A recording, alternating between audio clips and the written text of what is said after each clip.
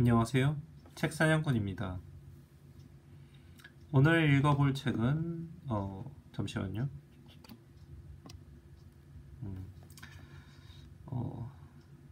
조금 더 올려야겠어요. 저는 이 정도가 좋아요 라는 송은정 씨가 지은 5년차 프리랜서의 자리가 아닌 자신을 지키며 일하는 법 이라는 책이 있고 고양이도 있고요. 시공사에서 나왔습니다. 읽어봅시다. 이 책에 대해 이야기를 좀 해보면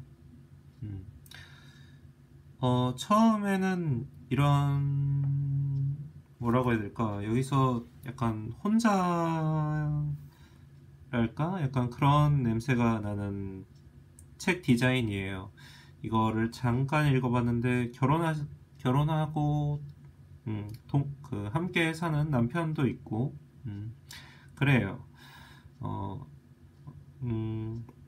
어쨌든 이런 라이프 스타일이 조금씩 그 책으로 나오고 있는데, 프리랜서로 일하는 것에 관해, 그리고 이러한 그 뭐라고 해야 되나, 캐치프라이즈라고 해야 되나, 이런 그 자리가 아닌 자신을 지키며 일하는 법이라는 그 뉘앙스를 품고 있는 제목의 책들도 많이 나오는 편이죠.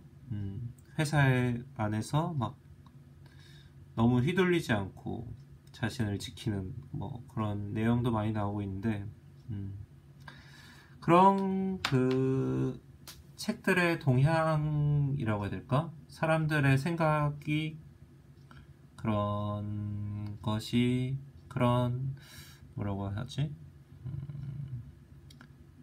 그러한 바램? 그런 것들이 그런 바램들을 알고 이 책에 이런 문구를 지었겠죠.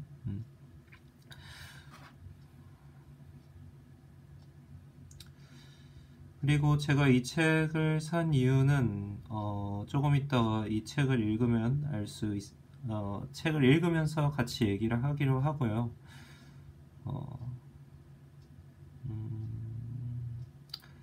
뭐 이 책 디자인도 요새 많이 나오는 경향이기도 하죠. 프리랜서로 일하면서 고양이도 한 마리 키우고 뭐 그런 경향도 있고요. 이런 책이 나올 수 있었던 배경에 대해서는 충분히 얘기한 것 같고, 이 정도가 좋아요 라는 것도 요새 뭐라고 해야 될까, 소확행이라고 해야 될까, 자기 자신의 삶에 뭐 대단치 않더라도 만족하면서 살고 본인의 행복에 더 치중하고, 약간 뭐 일과 생활의 균형이랄까, 뭐 이런 것도 있겠고요. 이런 것의 한 부분, 이런 부류라고도 볼 수 있을 것 같습니다. 그럼 제가 펜을 가지고 와서 그 다음에 같이 읽어보도록 하죠.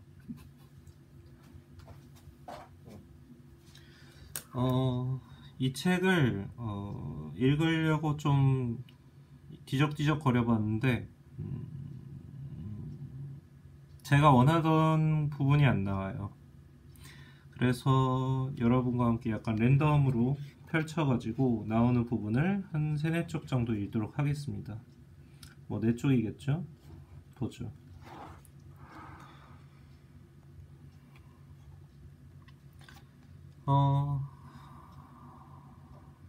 자, 왼쪽도 읽을 건데, 일단은 제가 이 책을 구매한 이유는 일단 폰트예요. 폰트가 그 약간 흐릿한 폰트라고 해야 될까? 존재감이 작은 폰트예요. 글자체가. 그리고 글씨도 작은 편이라기보다는 보다는 일반적인 크기보다 약간 작고 그리고 이야기도 굉장히 소소해요. 느낌이. 그래서 이 사람이 조용히 자신을 위해 쓴 일기 같은 글들이 여기에 수록되었다라는 느낌을 받았고요. 그래서 구매를 했습니다. 그리고 오늘 같이 읽을 거고요. 그래서 여기서부터 읽어보죠. 아이를 갖지 않기로 선택한 나와 그렇지 않은 친구의 선택이 낳은 결과는 그저 각자의 몫으로 돌아가는 것일 뿐일까? 정리되지 않은 생각은 접어둔 채 나는 다시 한번 오지랖을 부려본다. 허공을 응시한 채 남편도 자식도 없는 엉뚱한 곳을 바라볼 수 있는 공간이 친구에게 주어지기를 속으로 바라본다. 실은 누구에게나 그런 장소가 필요할 것이다. 우리가 글을 쓰든 쓰지 않든. 미래의 나에게. 여행 책방을 폐업한 뒤 나는 인생의 첫 책이 될 원고를 쓰며 지냈다. 한동안은 생활의 중심이 글쓰기로 옮겨진 것이 어색했다. 바깥과의 접점은 거의 끊어진 상태였고 가끔은 내 세계가 방의 크기만큼 작아진 것도 같았다. 그렇다고 우울에 빠지진 않았다. 지금의 이 시간이 다음을 보장해 줄 것이라 기대했기에 첫 책을 계기로 두 번째, 세 번째 기회를 만들 수 있으리라 생각했다. 물론 확신은 없었다. 출판 시장이 그리 호락호락하지 않다는 건 책방을 운영하며 숱하게 절감했으니까. 하지만 조금의 가능성이 있다면 시도해 볼 만하다고도 생각했다. 단점은 아니지만 장점이라 하기도 어려운 모호한 낙관에 나는 꽤 의지하는 편이다. 그 미지근한 열기로 여차저차인가봐요. 여차저차 여기까지 왔다. 그런데 12월에 들어서면서 나는 급속도로 초조해졌다. 언제부터 시작했는지 모르겠는데 아무튼 12월이 됐군요. 겨울이죠. 신년 스케줄러의 빈칸을 마주할 때면 한숨이 터졌다. 증상이 심상치 않아 찾아보니 실제로 연말 증후군을 앓는 직장인이 적지 않다는 기사가 떴다. 한 해 동안 딱히 이룬 것 없는 현실이 앞으로도 반복되리라는 불길함, 내일이 걱정되기 시작했다. 책은 어떻게든 나오겠지. 하지만 그 다음은 내겐 예정된 다음이 없었다. 그것은 오늘 집에서 뭐해? 묻는 엄마의 전화에 뭐하긴 일하지 라고 당당히 대꾸할 수 없는 상황과 대면해야 함을 의미했다. 조바심이 턱끝까지 차올랐다. 기회가 기회를 부르도록 기다릴 게 아니라 내가 먼저 기회의 목덜미를 움켜쥐어야 하는 게 아닌가. 지금의 한 달을 가라앉힐 수 있는 건 오직 하나인 듯했다. 새로운 출간 계약서, 예측 가능한 내일의 보증서 말이다.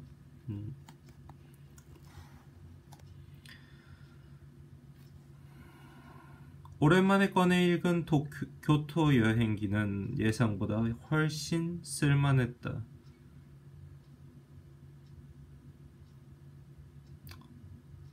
콘셉트를 명료하게 정리하고 분량을 늘린다면 상업 출판도 얼마든 가능해 보였다. 나는 하다만 것 폴더에 저장되어 있던 원고 파일을 노트북 바탕화면으로 옮긴 뒤 워드 프로그램에 새 창을 띄웠다. 맨 첫 줄에 출간 기획서 5글자를 호기롭게 쓰고 나니 뭐가 돼도 될 것만 같은 자신감이 생겼다. 사실 교토 여행기는 딴짓의 결과였다. 마지막 페이지입니다. 마감을 앞둔 청탁 원고가 턱턱 막힐 때마다, 책방 업무가 꼴보기 싫을 때마다 야금야금 쓴 guilty pleasure. guilty는 약간 죄책감 약간 뭐라고 해야 될까? 일탈이라고 해야 될까?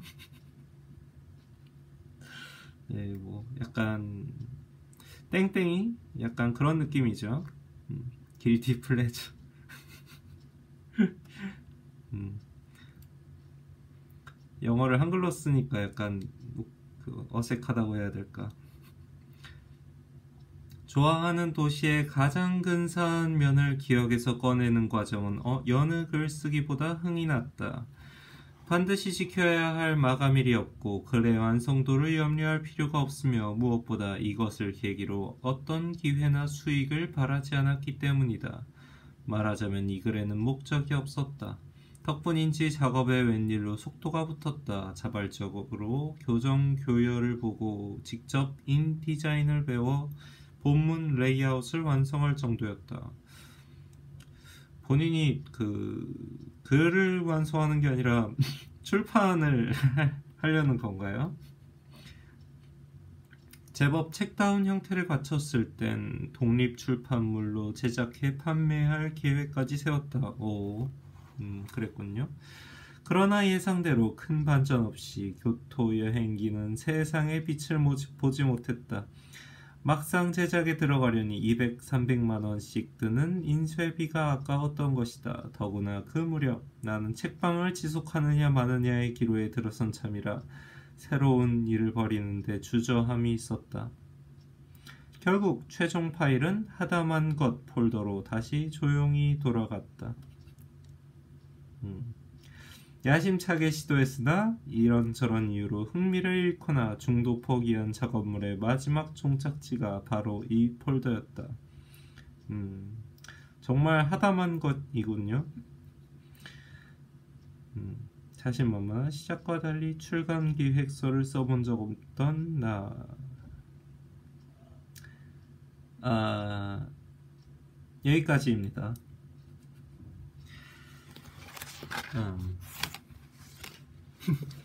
네 쪽을 읽었죠.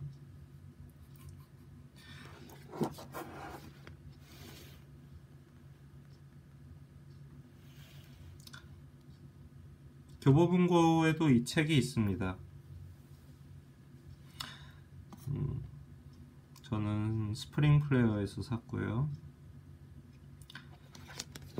그러면 다음 달쯤에 다시 4월에 책사냥으로 뵙도록 하겠습니다. 저는 이 정도가 좋아요.